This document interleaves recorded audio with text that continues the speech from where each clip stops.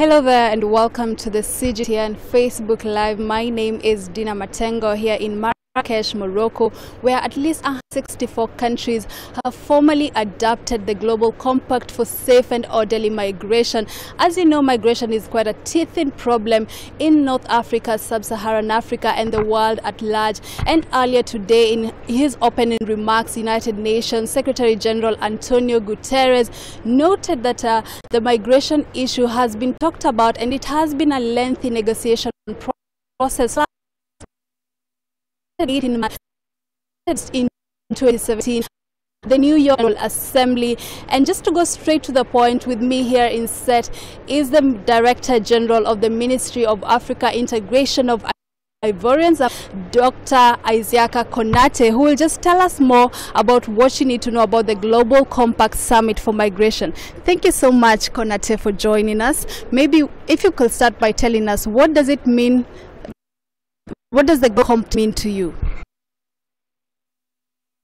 Start thinking about a common approach on migration and see how we can best deal with migration issues, respecting human rights. And for me, it's something basic that we need to understand, that migrants' rights is basically human right. You want to respect human right, you respect migrant rights. Migrants are human beings. And for me, the pact give us the opportunity to show the world that somehow we can unite on something common around 23 objectives and then take human being as a whole.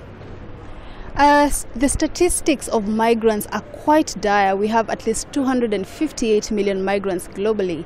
That's like 3.4% of the world's population. Do you think this Global Compact, as much as it's a non-binding agreement, will it actually assist this migrant issue? I think it will, because even if it's not legally binding, at the end of the day, the world has decided that there need to be a common approach on migration. So 258 million lives outside of their home countries. It means that migration is here to stay.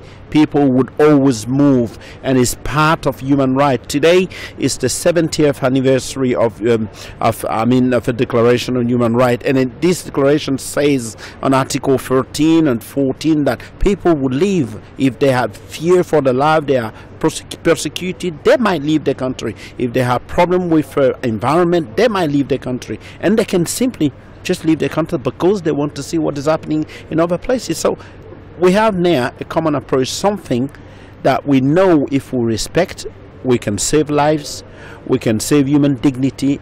It's no point the whole world complaining about slavery in Libya if we can't get together and agree on only 23 basic objectives, which is linked to human rights. To me, it's the beginning of a new era for migration. It doesn't mean that we are saying every single person can go anywhere he likes illegally and he would always be tolerated. It is saying that let's give the world a path. Let's try to find something which would allow us to think properly about migration and propose something decent to, millions and millions of children and women who have been abused on the road to several countries. And today, I think it's the right time. And it's the 70th anniversary of a Human Rights Declaration. So this is the right time for the whole world to agree on something so important. We also note it's of quite concern that at least 10 countries have backed out. This is despite a negotiation that took almost 18 months. Others are still not sure whether they want to sign the accord or not. And some argue that this summit, rather this compact, is a threat to the national sovereignty of certain countries. Do you agree? Well, I don't, because it's clearly written that countries have the right to decide what they want to do in terms of legislation in their own country with regards to migration. Well, I don't understand. I lived in the UK for 18 years, and I was there when I saw 900,000 people from Poland coming to the UK and trying to find jobs. I was there when I've seen so many people from Hungary coming to trying to find a decent job. We're saying today, what is the point of a world saying that there were what happened in Libya, that black people were being sold there, and now we're giving the world the opportunity so that this would stop, and everyone is saying no, this is wrong. I don't understand. To me, Migration is here to stay. People would always move. There's nothing we can do. What we need to do is make sure this is done according to certain rules, and this pact will give us the opportunity to have basic rules around migration. And for me, it's important, and people shouldn't worry about that, because I mean, I am from the Ivory Coast. We have, out of 23 million inhabitants in Cote d'Ivoire, we have 26% foreigners. We don't ask for your name or for your ID when you go to the hospital. We are not asking the world to take 26% of foreigners. We're saying that it can happen where people move. And think about it carefully. For us living in West Africa, we had problems with terrorism we never ever had before. And this comes from the fact that Libya, sorry, but for us, a major crisis in Libya. And then the whole problem starts there. And now I can hear the whole world talk many issues, and like people who are moving from their own country, like they're always happy to do so. They are not always happy to do so. People rather origin. Maybe we need to help more in transit countries and also countries of destination. And I think that I'm not worried about the pack. I'm from Cote d'Ivoire, and I think we have something to teach the world. We're taking 26% foreigners. We can talk. But most of the migrants have previously argued that they normally leave their countries following poverty, a lack of education. So what do you think African countries need to do so that they ensure these people don't leave their countries and go to other countries, especially in Europe, where some of them end up dying? As you just said, 60,000 ever since 2000 have died on their journey to Europe. This is quite a huge number. So what do you think needs to be done by the African countries to ensure that these people stay in their countries? Okay. First of all, I don't see the problem as saying to people you need to stay in your country. I see the problem as saying if you want to move, make sure you respect the rules and laws of the country of origin, the country of transit, and country of destination. And then let me put this to you. You know, in Cote d'Ivoire, we brought back 4,927 people from Libya. After those 4,927, we did a migrant profiling. We asked people, why are you leaving the country? And after 2,000 people we interviewed, 85% had a job. So in Cote d'Ivoire, it's not linked to the lack of job. There is something which they call, in French they will call it le mieux-être. Là, I'm looking for something better. And this is a human approach to the world. Every single human, wherever they are from, they look at themselves, they say, can I improve my condition? And I say to people that social media, Facebook, what is done is brought the world closer together.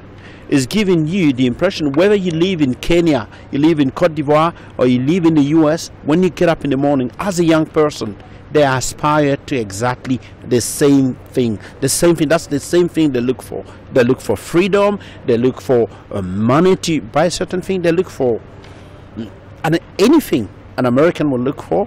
It's the same an African will look for. And this is also Facebook, and it's brought the world together. So I think we need to invest more on young people. We need to be very careful about how we are building cities in Africa, so that people always live in decent condition. We need to make sure that people can vote. French-speaking countries, like the system has divided the country as you need to go to uni, you need to have this degree before you are this. No, maybe there is a shortcut. Maybe you need to have vocational training and train properly towards areas where we can see. And I think we need to keep working that. We also need to do something. In West Africa, we have a free movement area. So it means that 357 million people out of ECOWAS can freely move to another ECOWAS country. But we don't have the same with Eastern African countries. I need a visa to go to Kenya. Maybe Africa needs to stand up and say to itself, what is the best thing to do? Should we not come out of all these small arrangements and then see if we can find a bigger area for Africans to be able to move freely, that you can decide today that you want to go to Cote d'Ivoire and not having the burden of needing a visa because you are an African. Obviously, maybe we need decent also documentation, but we need to work on that as countries. But I think I've seen the Social Commissioner of African Union here, and I had the opportunity to talk to her, and I think the AU is also working on that. Yes, we don't have enough money to do that, but I'm sure countries can look and say, let's look at the visa issue. Can we allow our population to move freely in Africa? This is our continent. Let's do that. Just back to the Global Compact, some say actually the countries that have withdrawn their status say that it's only legal. It only talks about the legal aspects. It does not talk about the humanitarian aid. For example, how these migrants live, the security challenges in where they are living. For example, here in Morocco, there have been claims of European Union harassment of the police. So does this compact talk about the humanitarian aid of these migrants? Yes, of course it will, because I mean, if you look at the 23 objectives, he always say that we need to make sure that at each step of a migration route, the migrant is somehow protected, that we avoid his life being exposed. I mean, if we want to also destroy the parallel economy that was created by smugglers, maybe we need to also to bind together. In West Africa, we have an issue with so many young girls traveling to some countries and work as in some countries, and we realize that in Ivory Coast, when we put something in place at the airport to avoid that this issue